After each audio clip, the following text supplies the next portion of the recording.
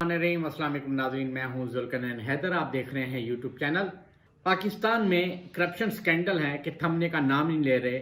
आए दिन कोई ना कोई स्कैंडल आता रहता है और स्कैंडल अरबों का करोड़ों का होता है।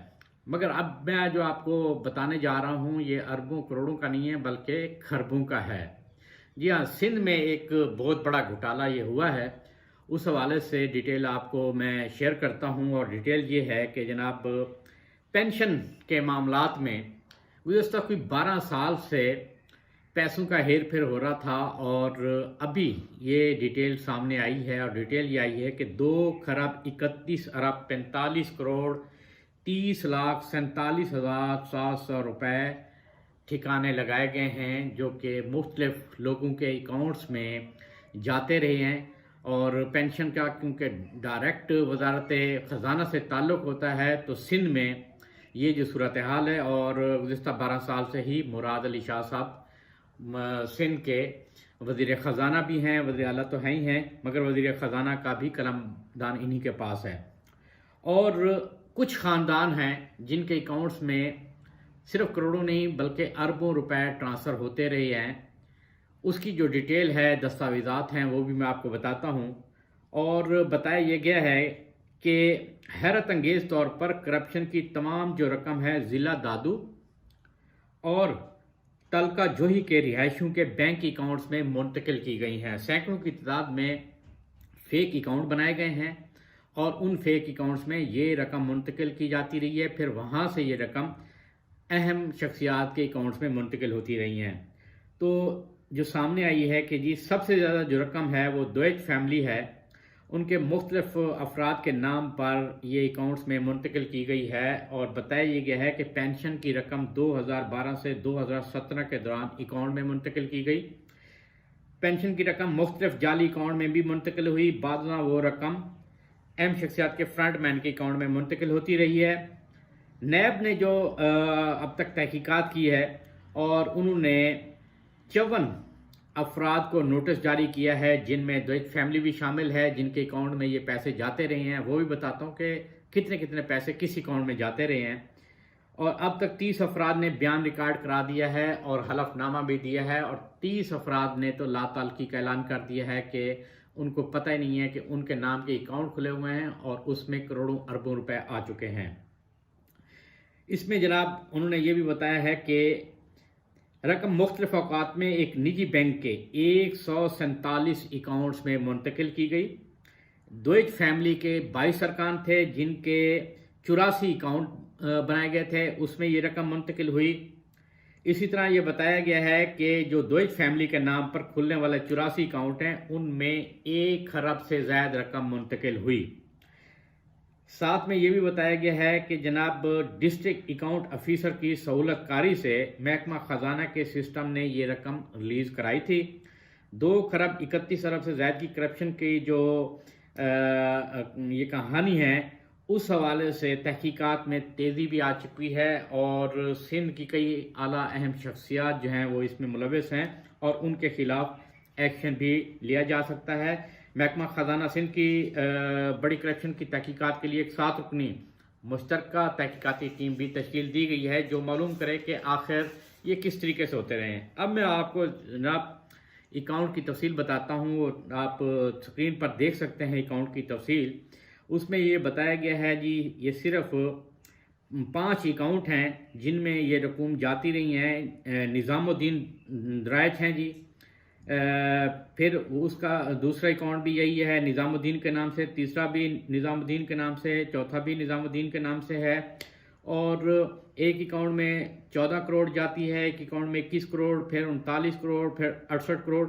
ये टोटल की बन जाती है 1 अरब 42 करोड़ रुपए से ज़्यादा की रकम है जो सिर्फ इन 4 अकाउंट्स में गई है।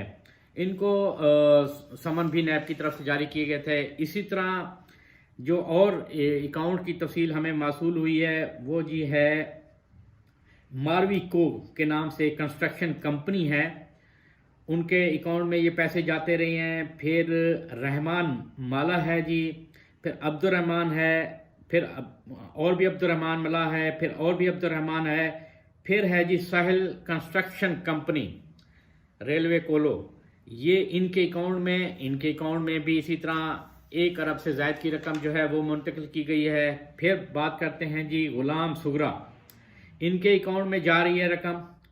پھر غلام سغرا ہیں، یہ وائف آف اختر علی ہیں، ان کے 3 اور اکاؤنٹ ہیں، ان میں بھی کروڑوں روپے کی رقم جو ہے وہ منتقل کی جاتی رہی ہے۔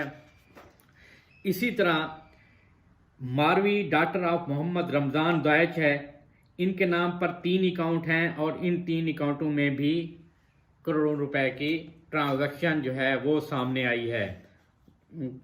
کبھی 12 کروڑ جا رہا ہے، کبھی 33 کروڑ جا رہا ہے، کبھی 10 کروڑ ہے، کبھی 14 کروڑ ہے، اس طرح کی رقم ہیں۔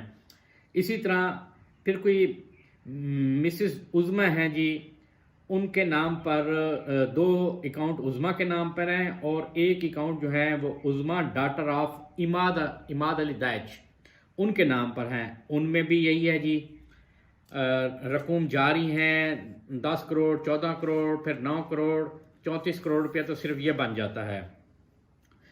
اور پھر 1 اکاؤنٹ ہے جی اماد علی وحید کے نام پر بھی، دوائد کے نام پر بھی، اور اس میں بھی جو رقم ہے وہ 51 کروڑ روپے کی جاری ہے۔